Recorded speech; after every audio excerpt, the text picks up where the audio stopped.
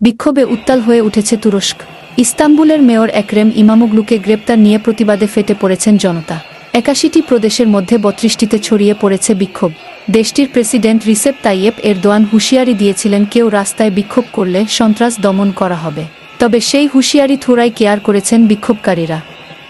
আল জাজিরার এক প্রতিবেদনে বলা হয়েছে, এক্রেম ইমামোগলু তুর্কি প্রেসিডেন্ট এরদোয়ানের প্রধান রাজনৈতিক প্রতিদ্বন্দ্বী এবং তিনি ২০২৮ সালের প্রেসিডেন্ট নির্বাচনে প্রার্থিতা ঘোষণার কথা ভাবছিলেন। সব ঠিক থাকলে কয়েকদিনের মধ্যে ঘোষণাও দিতেন, কিন্তু তার আগেই তাকে গত বুধবার গ্রেপ্তার করা হয়। New line. ইমামোগলুর গ্রেপ্তারের পরপরই ফুঁসে ওঠেন এরদোয়ান বিরোধীরা। রাস্তায় নেমে আসতে শুরু করেন তারা। গতকাল শুক্রবার টানা তৃতীয় দিনের মতো তুরস্কের বাণিজ্যিক কেন্দ্র ইস্তাম্বুলের রাস্তায় নেমে আসেন বিক্ষোভকারীরা। বিরোধী দল রিপাবলিকান পিপলস পার্টির সিএইচপি নেতা ওজগুর ওজেল জানিয়েছেন, ইস্তাম্বুলে ৩ লাখেরও বেশি মানুষ বিক্ষোভে যোগ দিয়েছে।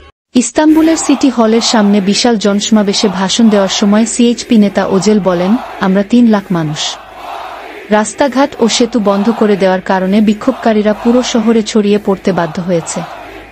এর আগে বুধবার সকালে মেয়র ইমামোগলুকে দুর্নীতি ও সন্ত্রাসী গোষ্ঠীর সঙ্গে সংশ্লিষ্টতার অভিযোগে গ্রেপ্তার করা হয়।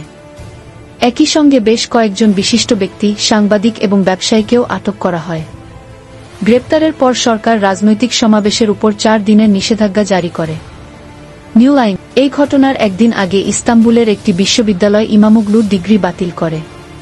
তুরস্কের সংবিধান অনুযায়ী প্রেসিডেন্ট নির্বাচনে প্রার্থী হতে বিশ্ববিদ্যালয়ের ডিগ্রি থাকা বাধ্যতামূলক, ফলে এই সিদ্ধান্ত কার্যত ইমামোগলুর প্রার্থী হওয়ার পথ রুদ্ধ করে দেয়।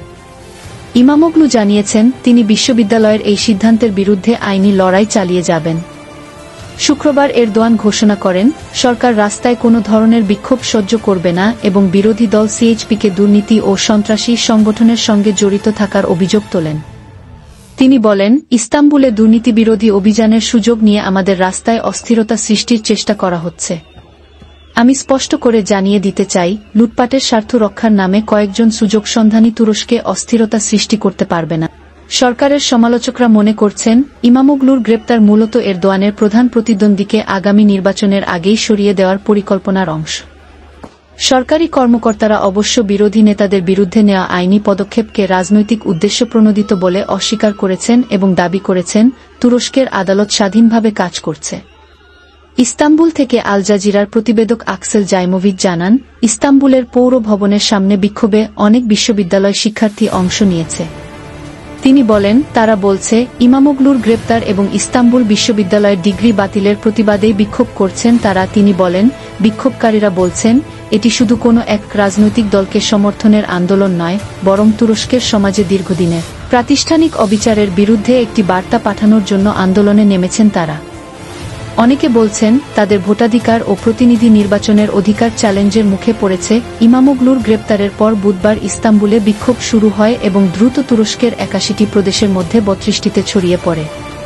তার দল সিএইচপি আগামীকাল রোববার ইমামোগলুকে প্রেসিডেন্ট প্রার্থী হিসেবে ঘোষণা করতে চেয়েছিল। দলটি তার গ্রেপ্তারকে অভ্যুত্থান বলে আখ্যা দিয়েছে। এদিকে, বিক্ষোভ শুরুর পর থেকে অন্তত ৮৮ জন বিক্ষোভকারীকে গ্রেপ্তার করা হয়েছে বলে তুর্কি সংবাদ মাধ্যম জানিয়েছে। স্বরাষ্ট্রমন্ত্রী আলী ইয়েরলিকায়া জানান, এ পর্যন্ত ১৬ জন পুলিশ সদস্য আহত হয়েছেন। এছাড়া অনলাইনে ঘৃণা উস্কে দেওয়ার অভিযোগে আরও ৫৪ জনকে আটক করা হয়েছে। ইমামোগলু ২০১৯ সালের মার্চে তুরস্কের বৃহত্তম শহর ইস্তাম্বুলের মেয়র নির্বাচিত হন। এরদোয়ান ও তার দল একে পার্টির এক ঐতিহাসিক পরাজয় ছিল এই নির্বাচন। একে পার্টি দীর্ঘ ২৫ বছর ধরে ইস্তাম্বুলের নিয়ন্ত্রণে ছিল।